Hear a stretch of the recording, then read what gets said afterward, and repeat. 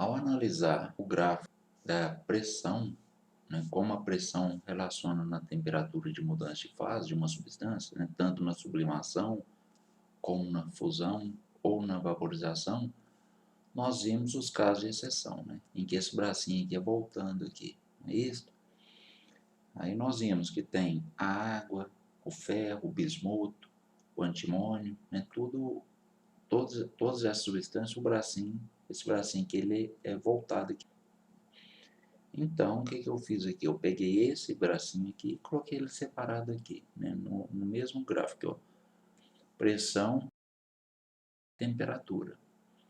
Então, para todas essas substâncias, acontece aqui, ó, à medida que eu vou aumentando a temperatura de fusão, a pressão vai diminuindo. Tá vendo? É um gráfico decrescente.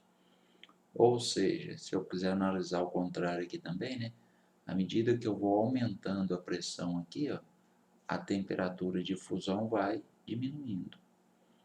Mas por que acontece isso? Eu aumento a pressão e a temperatura de fusão diminui. Isso acontece pelo seguinte, essas substâncias, né, que têm esse comportamento anormal, então vamos supor, vou desenhar, isso aqui é como se fossem as moléculas, tá? Dessas substâncias, né?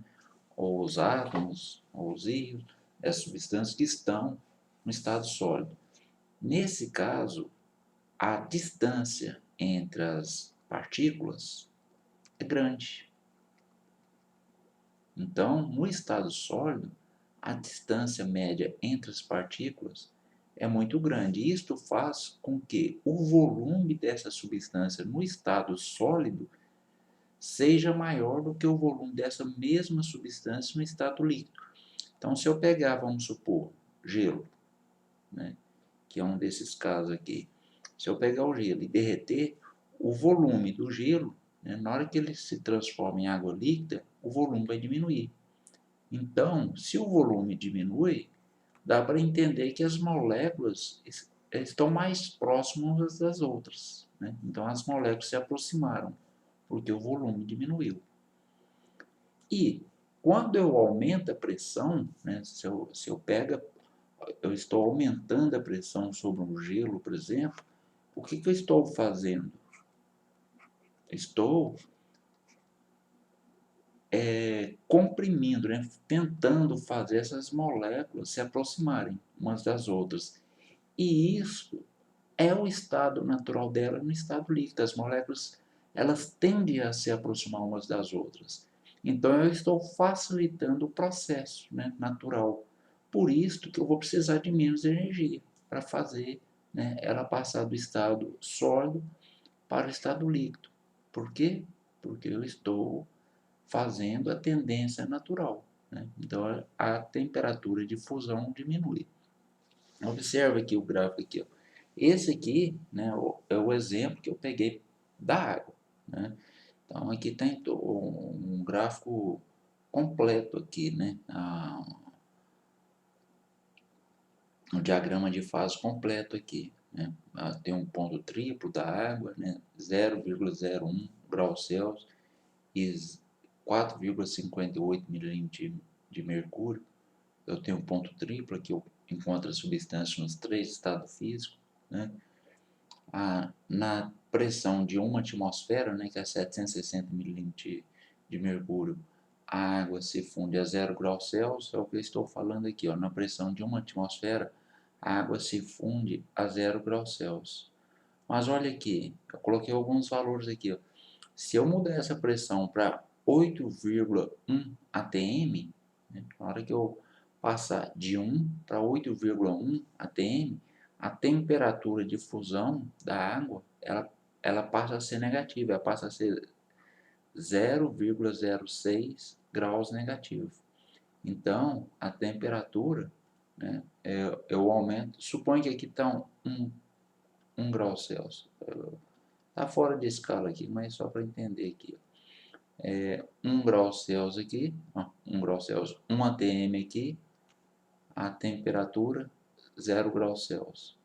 Na hora que eu passo para 8, né, suponho que aqui é 8, aí a temperatura de fusão aqui, ó, ela diminui.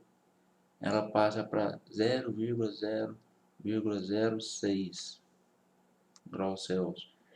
Se eu passar para 135 atm, aumentar a pressão para 135 atm, a, a temperatura de fusão diminui mais ainda, ela passa para menos 1 grau Celsius. Então, ela estaria aqui, por exemplo, suponho. Né? Se eu colocar a pressão 340 atmosfera, a temperatura de fusão cai mais ainda, ela passa para 2,5 graus negativo. Ou seja, se eu estivesse fazendo esse gráficozinho aqui, ó, né, da temperatura em função da quantidade de calor que eu vou fornecer ao gelo, por exemplo, antes de, esse patamar aqui, ó, que quando a gente fazia dava no 0 graus Celsius aqui, né, quando eu fazia isso é porque a gente estava supondo a pressão de uma atmosfera.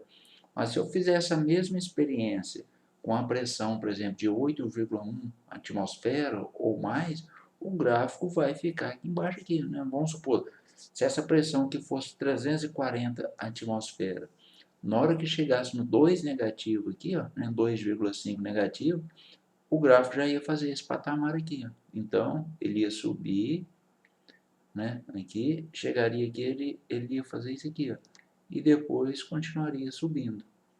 Tá? Então, mudaria aqui, né? A temperatura de fusão estaria num valor mais baixo. Por que que acontece isso?